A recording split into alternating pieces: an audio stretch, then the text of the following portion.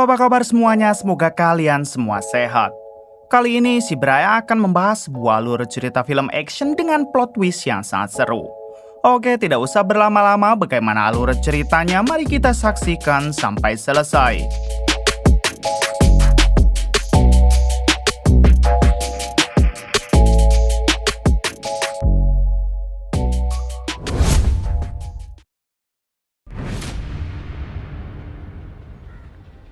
Di awal film, kita akan diperlihatkan dengan sekelompok polisi yang kala itu hendak menggerebek markas gangster.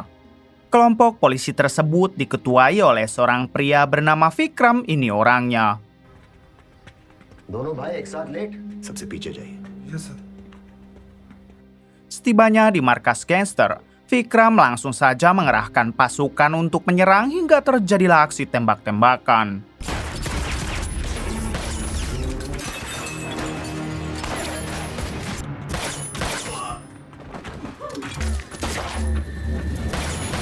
Dalam insiden ini, Vikram berhasil meratakan para anggota gangster. Namun sialnya, sang ketua gangster yang menjadi target utama Vikram tidak ada di situ. Tak lama, Vikram menemukan satu jasad laki-laki asing yang tidak bersenjata. Vikram sadar kalau laki-laki ini pasti hanyalah seorang warga biasa yang terkena peluru nyasar saat peperangan barusan. Tak ingin pihak kepolisiannya terkena sanksi, Vikram pun memanipulasi kejadian dengan menaruh senjata di jasad laki-laki tersebut. Dengan begitu, maka Vikram akan terbebas dari sanksi seolah-olah orang itu akan dianggap bagian dari anggota gangster. 1 jam kemudian, Vikram pulang ke rumah dan ia langsung disambut baik oleh istrinya yang bernama Sonia. Terungkap fakta kalau Sonia ini merupakan seorang pengacara paling handal yang ada di kota Mumbai.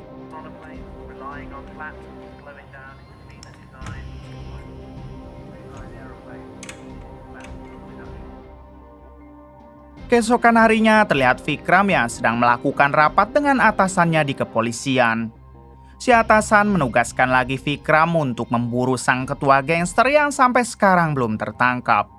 Si atasan tidak mau tahu kali ini Vikram harus berhasil menangkap ketua gangster yang dimaksud dalam waktu 2 minggu baik keadaan hidup ataupun mati. Bersamaan dengan itu, tak disangka sang ketua gangster yang sedang mereka incar tiba-tiba datang menyerahkan diri. Ini dia sang ketua gangster yang diketahui bernama Veda.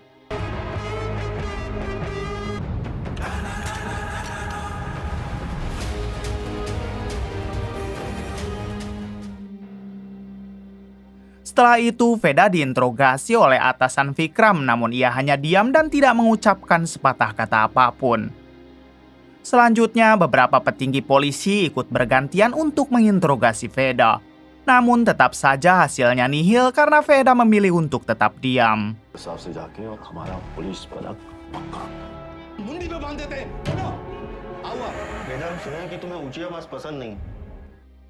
Singkatnya, Vikram mencoba untuk menginterogasi Veda, namun di sini Vikram melakukan interogasinya dengan cara yang tak biasa. Yang mana Vikram ikut terdiam sama seperti Veda dan hanya menatap matanya saja. Ternyata cara Vikram terbilang ampuh sebab Veda tiba-tiba memulai obrolan dengan bertanya kenapa pihak kepolisian menganggap Veda penjahat. Padahal menurut Veda pihak kepolisianlah yang jauh lebih jahat darinya.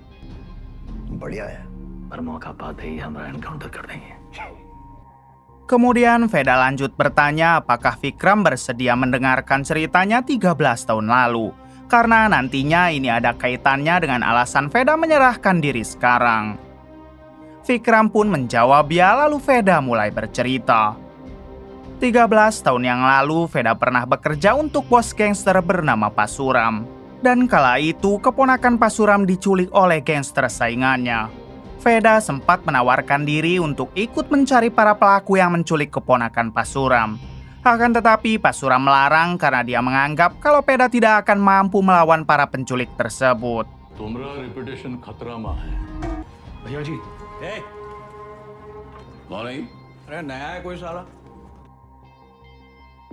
Tersinggung dengan perkataan Pasuram, Veda pun langsung mengajak beberapa temannya untuk membuktikan kalau ia tidak selemah apa yang Pasuram pikirkan. Setelah mengetahui lokasi markas para penculik, Veda CS segera datang ke sana dan terjadilah pertempuran.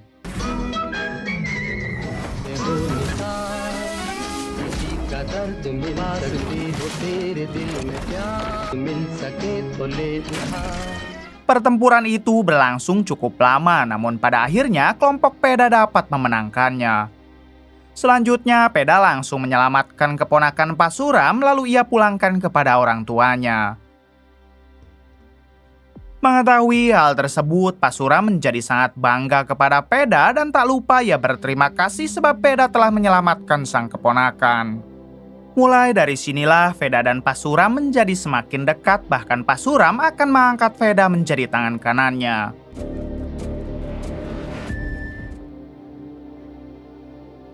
Satu minggu kemudian, teman Veda yang bernama Bablu memilih keluar dari gangster Pasuram lalu bekerja untuk bos mafia pengedar.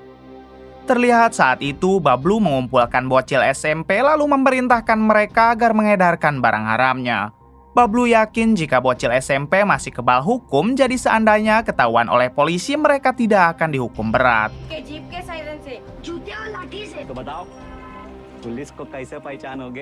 Tak lama Veda datang ke sana sebab melihat adiknya yang bernama Shatak ikut berkumpul dengan Bablu. Dengan cepat Veda memerintahkan Shatak pulang karena ia tak ingin adiknya sampai jadi pengedar untuk Bablu.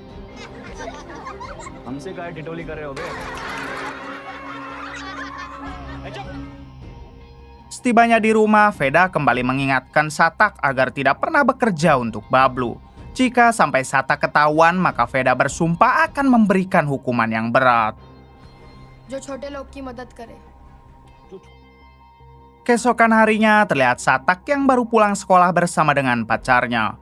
Tiba-tiba mereka berdua dihampiri oleh Bablu yang memaksa Shatak agar mau mengedarkan barang haram. Awalnya Shatak menolak karena ia takut ketahuan oleh Veda. Namun pacar Shatak malah bersedia mengedarkan barang haram milik Bablu hingga dengan segera Bablu memasukkan barangnya ke dalam tas si pacar. Saat di perjalanan pulang, rupanya di sana sedang ada razia besar-besaran hingga Shatak dan pacarnya ikut digeledah. Para polisi pun berhasil menemukan barang haram di tas pacar Shatak hingga mereka berdua ditangkap. Tak ada pilihan lain, akhirnya Shatak berkata jujur kalau mereka hanya diperintah oleh seseorang bernama Bablu. Alhasil Bablu menjadi ditangkap beserta dengan beberapa barang haramnya yang diamankan. 3 hari kemudian Bablu dibebaskan dari penjara sebab para petinggi polisi telah disogok oleh bos mafia atasan Bablu. Si bos mafia sangat marah kepada Bablu karena dianggap tidak becus dalam bekerja.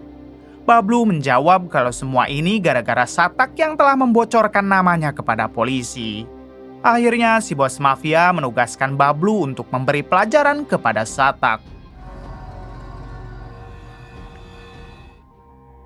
Selang beberapa saat terlihat Shatak yang berhasil ditangkap oleh Bablu.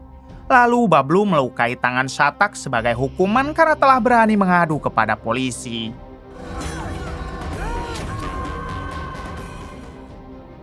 Saat tiba di rumah, Veda yang melihat tangan adiknya terluka tentu ia menjadi murka dan bertanya siapa yang telah berani melakukan ini.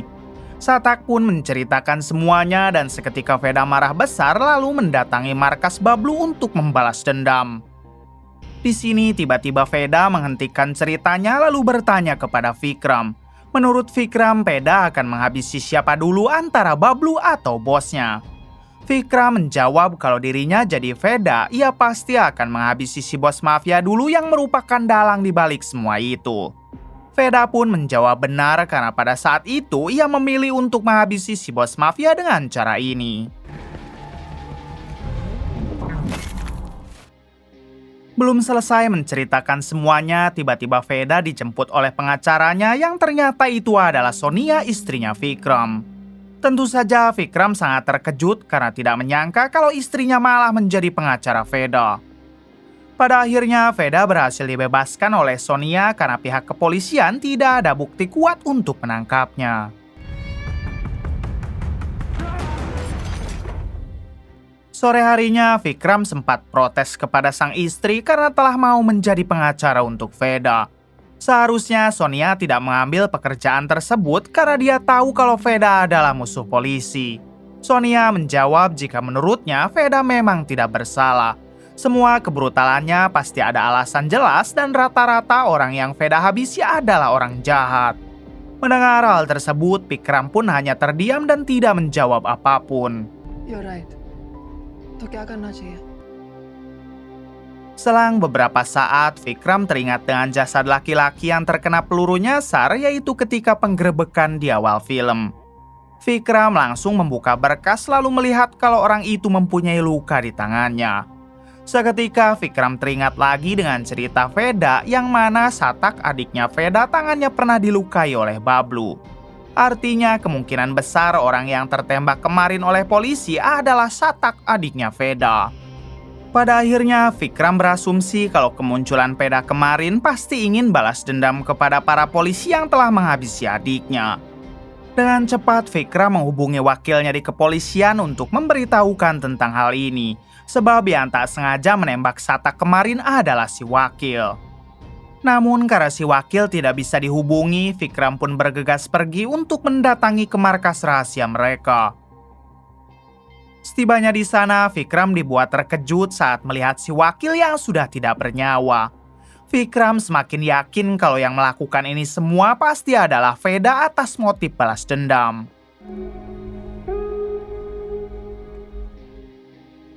Di hari berikutnya, Vikram kembali bercekcok dengan Sonia sang istri. Kali ini, Vikram benar-benar yakin kalau Veda adalah orang yang menghabisi si wakil dan ia akan mengerahkan pasukan untuk memburu Veda. Namun sebagai pengacaranya Veda, Sonia membantah perkataan Vikram sebab saat di kejadian Veda sedang berada di luar kota. Ternyata meskipun begitu, Vikram tidak memperdulikan perkataan Sonia dan ia juga akan tetap mengerahkan pasukan untuk memburu Veda. Singkatnya, Vikram dan pasukannya sedang dalam perjalanan untuk menangkap Veda. Mereka semua diantarkan ke lokasi Veda oleh salah satu anak buah Veda yang merupakan seorang cepu.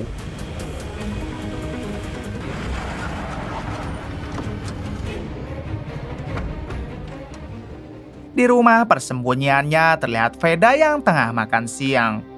Namun tiba-tiba ia mendapat laporan kalau polisi sudah berada di sini sehingga Veda memutuskan untuk kabur. Come on, go, go.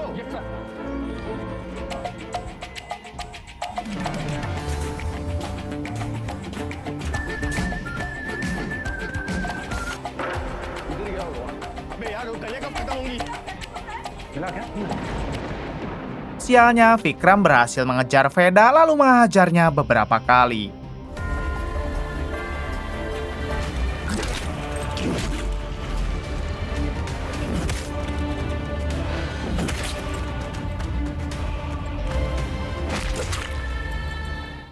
Terlihat Veda yang tidak melawan, bahkan saat Vikram menodongkan senjata, Veda memilih diam. Lalu ketika Vikram akan menembak, tiba-tiba datanglah para warga yang membuat Vikram tidak jadi menghabisi Veda. Kemudian Vikram memborgol Veda lalu membawanya pergi. Di tengah perjalanan, Vikram menghubungi atasannya untuk memberitahu kalau dirinya telah berhasil menangkap Veda. Si atasan pun meminta Vikram agar langsung saja menghabisi Veda dan tidak usah dibawa lagi ke kantor polisi. Alhasil, Vikram membelokkan mobilnya ke tengah hutan untuk langsung mengeksekusi Veda.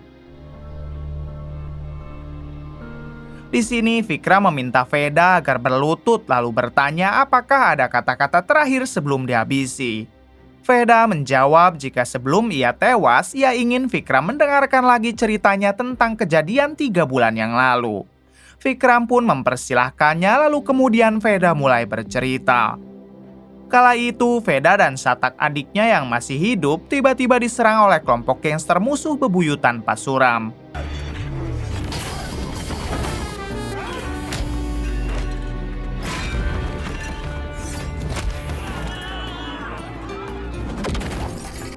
Di tengah pertempuran, Satak yang merupakan orang biasa, ia pun harus diajar habis-habisan oleh kelompok gangster tersebut.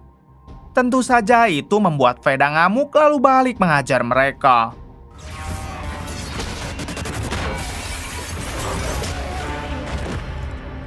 Setelah berhasil meratakan para gangster musuh, Veda dan Satak pulang ke rumah.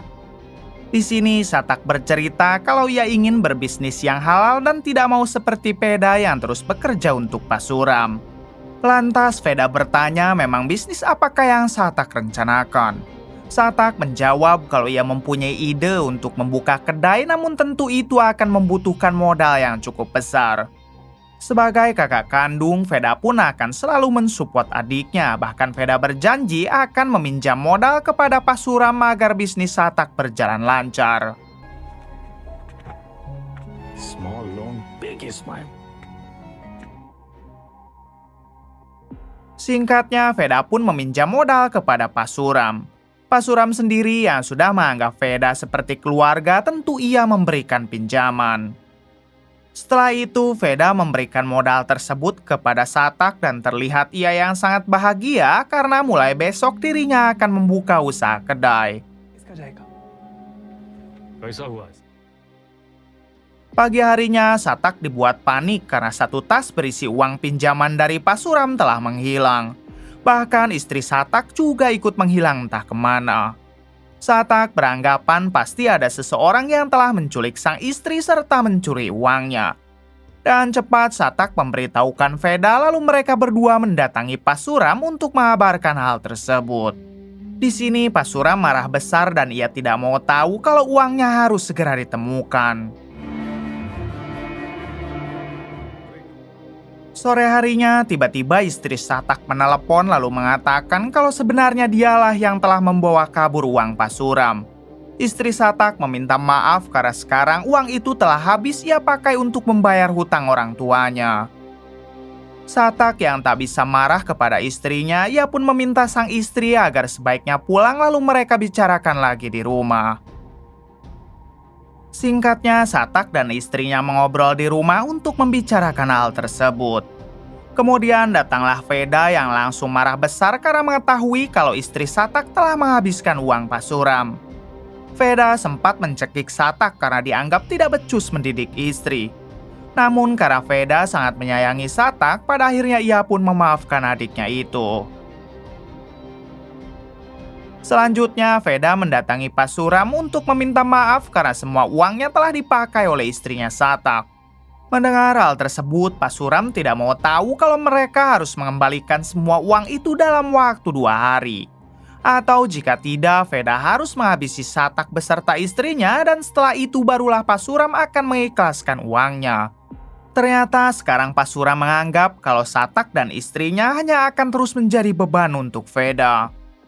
Di sini lagi-lagi Veda menghentikan ceritanya lalu bertanya kepada Vikram jika Vikram di posisinya apa yang akan dia lakukan. Vikram menjawab kalau ia akan balik menghabisi Pak Suram daripada harus menghabisi adiknya sendiri. Jawaban Vikram tepat sekali karena pada saat itu rencananya Veda akan memerangi Pak Suram daripada harus menghabisi adiknya sendiri. खूंखार रिश्ता देखें तो परशुराम से बगावत. Di waktu yang sama, tiba-tiba Veda mengajar Vikram lalu mencekiknya dari belakang. Veda mengatakan kalau saat itu dirinya sedang memerangi Pak Suram sementara Satak adiknya ia sembunyikan di markas pertama agar selamat dari maut. Namun tetap saja Satak yang tidak berdosa harus tewas ditembak oleh para polisi anak buah Vikram. Sebelum pergi, Veda meminta Vikram agar sebaiknya mencari tahu tentang anaknya Pak Suram dan setelah itu barulah Vikram akan mengetahui siapa yang salah dan yang benar. Diberitahu kalau sekarang Pak Suram telah tewas dihabisi oleh Veda saat pertempuran sebelumnya. 2 jam kemudian, Vikram pergi ke kantor untuk mencari tahu memang siapakah anak Pak Suram sebenarnya. Setelah membuka semua berkas, ternyata tidak ada satupun data tentang Pak Suram yang padahal sudah jelas dia adalah bos gangster paling kejam di kota Mumbai. Tak cukup sampai di sana, Vikram lanjut mendatangi markas gangster Pak Suram. Meskipun Pak Suram telah tiada, namun gangsternya tetap berjalan karena sekarang diteruskan oleh ajudannya.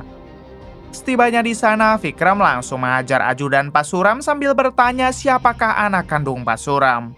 Si ajudan sama sekali tidak mau membuka mulut hingga dengan emosi Vikram menghabisinya.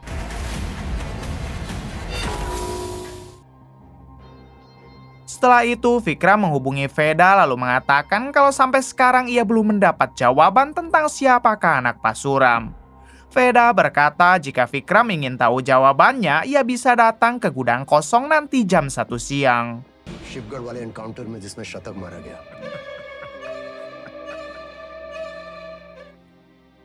Selanjutnya, Veda pergi ke markas Bablu si pengedar barang haram yang dulu pernah melukai tangan adiknya. Sesampainya di sana, Veda langsung menghabisi semua pengedar yang ada di situ.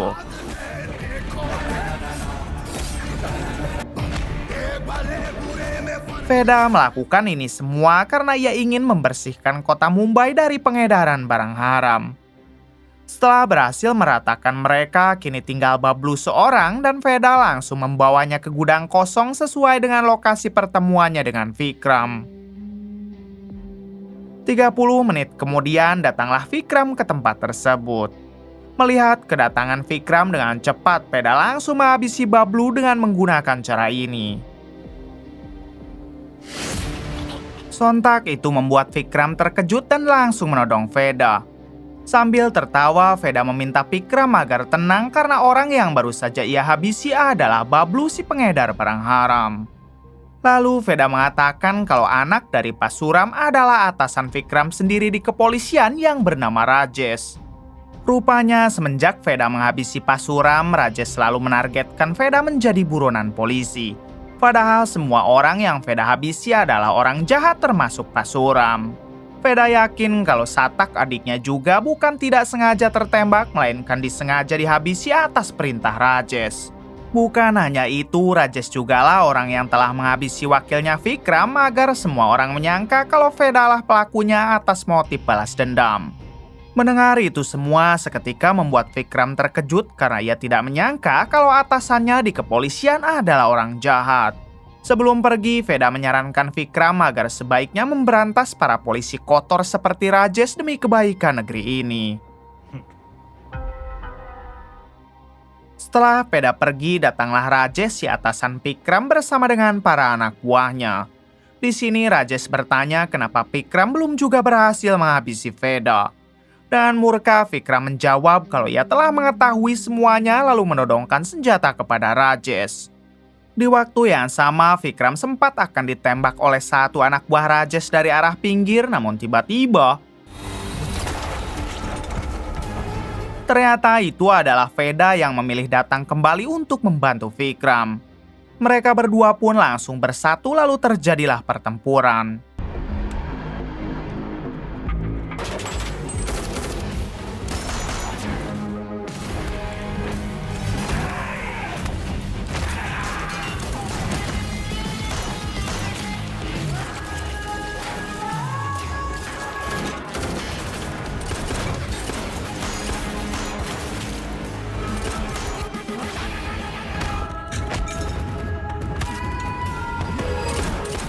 Setelah pertempuran cukup lama, pada akhirnya Vikram dan Veda berhasil meratakan para anak buah Rajesh termasuk dengan Rajesh sendiri. Kemudian tiba-tiba Vikram dan Veda saling menodong senjata. Di sini Vikram bertanya apakah mereka harus bekerja sama untuk membantai para penjahat lainnya. Sambil tersenyum, Veda menjawab ya dan sepertinya itu akan terjadi di film selanjutnya. Kemudian film pun tamat. Bagaimana menurut kalian? Oke, terima kasih yang sudah menonton sampai akhir. Mohon maaf bila banyak kesalahan. Salam dari Bray Movie.